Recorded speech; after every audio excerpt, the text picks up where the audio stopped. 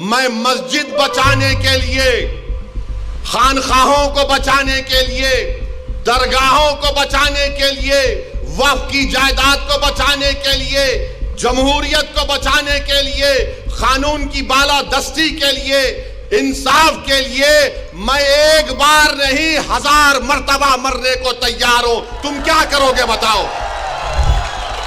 तुम समझ रहे कि हम खामोश बैठ जाएंगे? ऐसे 12 दरगाह और मसाजिद पर केस डाल दिया गया है कि यह मस्जिद नहीं थी, फुला था, ये था। सलीम चिश्ती रहमतुल्लाह अलैह की दरगाह पर केस डाल दिया गया। सुल्तान हिंद ख्वाजा अजमेरी के आस्थाने पर केस डाल दिया गया। और क्या बोलते हैं, केस डालने वाला कौन है मालूम आपको? ये मेरे घर के पास दिल्ली में आकर मेरे घर के ऊपर जो नेम प्लेट है उसको तोड़ा, पत्थर फेंके घर में मेरे, और उसके बाद मेरे नेम प्लेट पर कालिक डालकर धमकी दिया कि ओवैसी तेरे को देख लेंगे। अरे कभी बोल कर आना, मर्द का बच्चा है तो मैं ठहरता हूं सामने। इस देश में गरीबी कितनी बढ़ जाएगी, मगर उसके बारे में फिक्र नहीं। संभल की मस्जिद का मसला खड़ा कर दिए। संभल की मस्जिद में जो लोग कोर्ट को गए, वो कोर्ट में ये बोलकर गए कि हमको मस्जिद के अंदर जाने का परमिशन मिले। अब आप बताइए, कोई हम किसी को रोकते, कोई मस्जिद में आना चाह रहा है तो आइए, आदाब को मलहूज रखकर मस्जिद में आइए। मगर प्रेयर ये है, मुतालिबा कोर्ट से कि अंदर आने का मौका मिले। और फाजिल जज साहब माशाल्लाह आर्डर दे दिए सर्वे का। माने कोर्ट मस्जिद, संभल की मस्जिद चंदोसी मस्जिद से 45 किलोमीटर दूर है। 1.5 घंटे में आर्डर लेकर आ गए और वहां पर पुलिस मौजूद है। शाम में 6 बजे सर्वे होता है, फिर उसके बाद इतवार के दिन सर्वे होता है, और फिर जब दूसरा सर्वे जिसका कोई कानूनी मौक़िफ़ नहीं है सर्वे हुआ तो फायरिंग हुई। फायरिंग में 5 लोग शहीद हो गए। उसमें एक 17 साल का बच्चा जो प्लास्टिक के खिलौने बेचता था, उसके सीने पे गोली लग गई।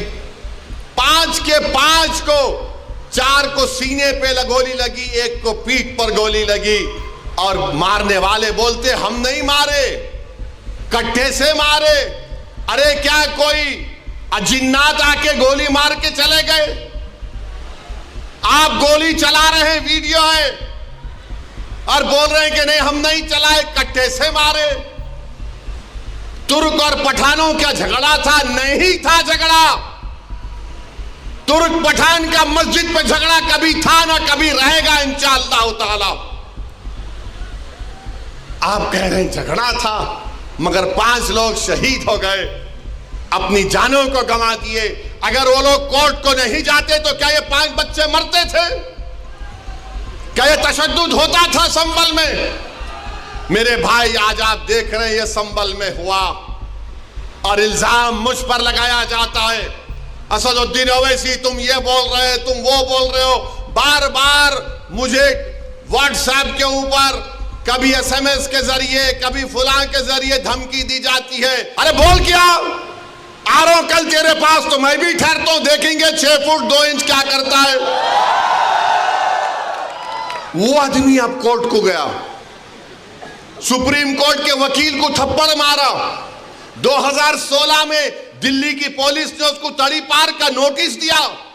वो कोर्ट में केस डाल रहा है कि ख्वाजा अजमेरी का आस्थाना नहीं है, वहां पर कोई और जगह थी। हवाला क्या दे रहा है? 1901 की किताब, 1901 की किताब का भरोसा करेंगे या फिर 13वीं सदी की किताब खजाइने फुतुहा, जिसको अमीर खुसरो रहमतुल्लाह अलैह ने लिखा? किसकी किताब पे यकीन करेंगे? 1901 में कोई दीवाना लिख रहा नहीं, रिवायत ये बताती है। अबे रिवायत बहुत बातें बताती है, यकीन कर लेंगे क्या? पार्लियामेंट ने कानून बनाया कि 15 अगस्त 47 को जो मस्जिद, मंदिर, गिरजाघर, गुरुद्वारा रहेगा वो सील है, बंद है।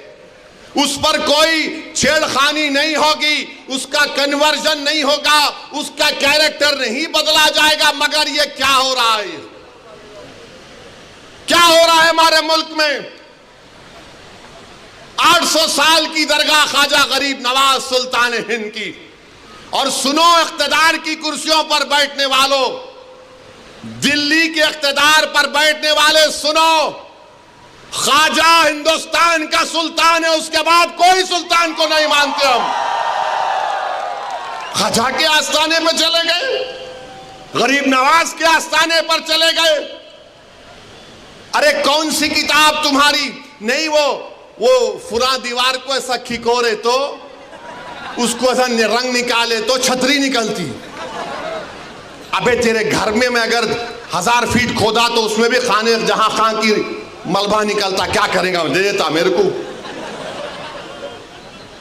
क्या करेंगे? नहीं, वो था। याद रखो, ये मुल्क कमजोर हो जाएगा।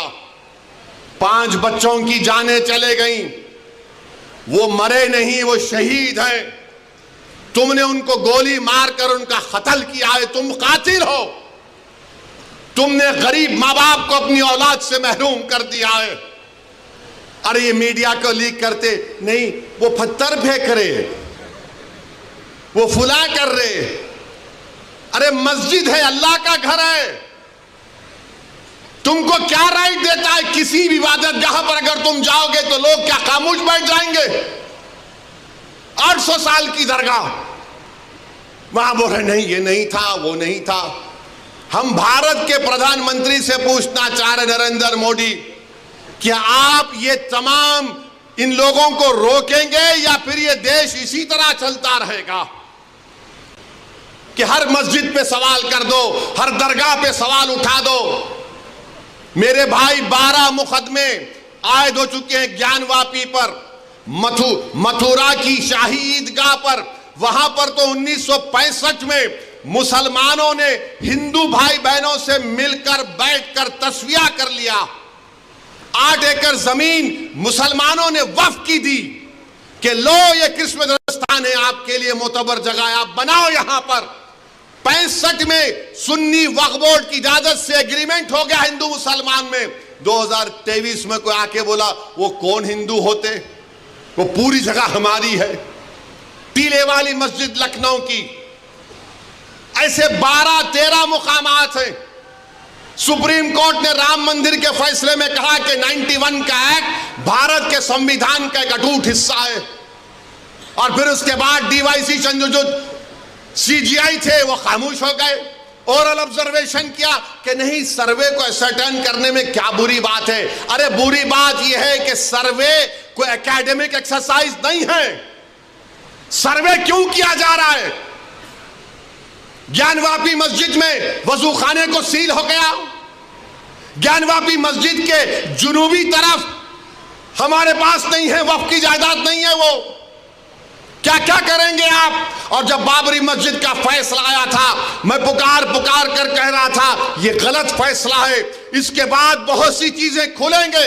तो मेरे खिलाफ ये वही लोग हैं जो आज इस असेंबली के इलेक्शन में इनको और दो उनको और दो ऐलान किए थे। वो लोग मुझे फोन करके बोले आप ऐसा क्यों बोल रहे हैं, आप इम्यूनेशन दे रहे हैं बीजेपी को।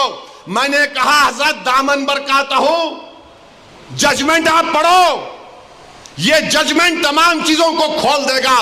मुझसे कहा कि आप खामोश हो जाओ, ओवैसी तुम मत बोलो। मैंने कहा मौत मेरे को खामोश कर सकती, जब तक अल्लाह जिंदा रखेगा मैं सच्चाई को बयान करूंगा और बयान करता रहूंगा। आज बोलो खामोश हो जाओ। मैं जब कह रहा था तो कोई बोल रहे नहीं मत बोलो, इनको क्या है, ये भड़काऊ भाषण दे देते, इनको क्या है, इनको टीवी पे जाके बोलने का शौक है। आज क्या हुआ महाराष्ट्र के चुनाव में? क्या बीजेपी ने क्या कहा जा जाकर? आज हमारे पास करण जैसे, क्या नाम है, यूसुफ पुंजानी आकर तकरीर करके गए, मैं इलेक्शन जीतने का हार गया। उन्होंने कहा कि बीजेपी ने पूरे महाराष्ट्र में प्रचार कर दिया कि फतवा जीतेगा या भगवा जीतेगा। बताओ ये कौन है लोग? अरे आपको अगर इलेक्शन लड़ना है लड़ो, आगे बढ़ो। सिर्फ बैठकर ऐलान करने से नहीं होता, इलेक्शन लड़ो, मालूम होता आपको कैसे वोट हासिल करना पड़ता है।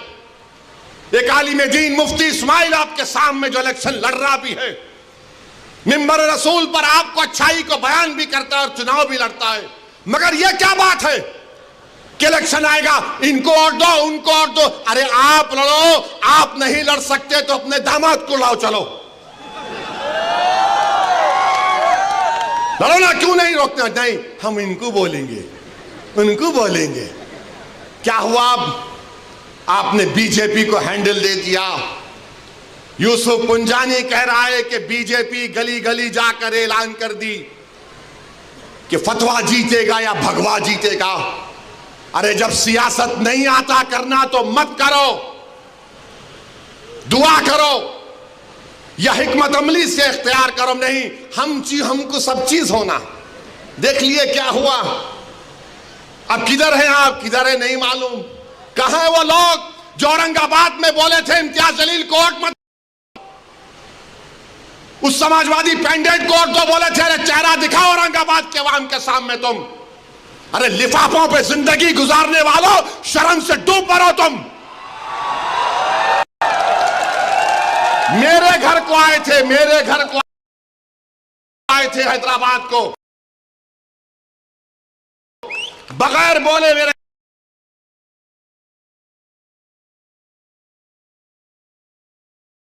घर को आए। मैं वक्फ के बिल की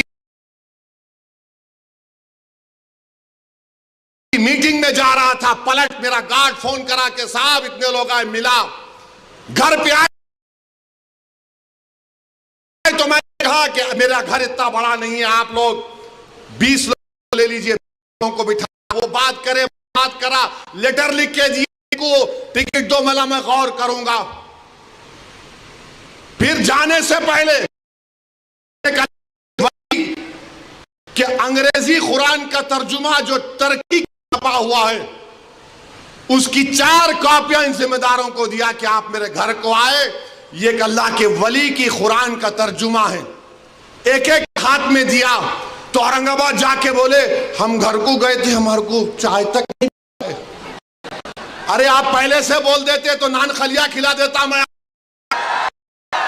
मेरे को नहीं मालूम था कि तुम मेरे घर को खाना खाने आ रहे। कुरान करीम दिया ना हाथ में, अल्लाह का कलाम तुम्हारे हाथ में दिया, तुमको उसका भी लिहाज नहीं है और तुम दावा करते हो कौम का। बहुत बोल सकता हूं, याद रखो, मेरी जबान को लगाम नहीं है, तुम्हारा घर से निकलना महाल कर दूंगा मैं यहां पे।